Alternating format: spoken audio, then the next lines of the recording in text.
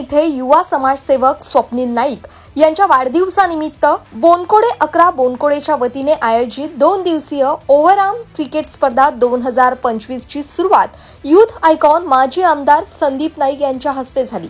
यावेळी संदीप नाईक यांनी क्रिकेटच्या मैदानात फलंदाजी करत चौकार लगावले आणि स्पर्धेतील खेळाडूंना चेअरअप केले। या स्पर्धेत एकूण 16 संघांनी सहभाग घेतलाय, ज्यामध्ये 12 संघ हे नवी मुंबईतील तर 4 संघ हे बाहेरचे आहेत। या स्पर्धेतील विजेत्या संघाला 1,02,121 रुपये आणि आकर्षक ट्रॉफी, तर उपविजेत्या संघाला 52,121 रुपये आणि आकर्षक ट्रॉफी असं पारितोषिक ठेवण्यात आलंय। तर उत्कृष्ट फलंदाज, उत्कृष्ट गोलंदाज, उत्कृष्ट क्षेत्ररक्षण, मालिकावीर, विजेत्या खेळाडूंना देखील विशेष पारितोषिक देऊन सन्मानित केलं जाणार आहे। या प्रसंगी संदीप नाईक यांनी स्वप्नील नाईक यांना शुभेच्छा देत सांगितले की 2 दिवस आयोजित या स्पर्धेचं अतिशय शिस्तबद्ध आणि नियोजनबद्ध आयोजन केलं गेलंय।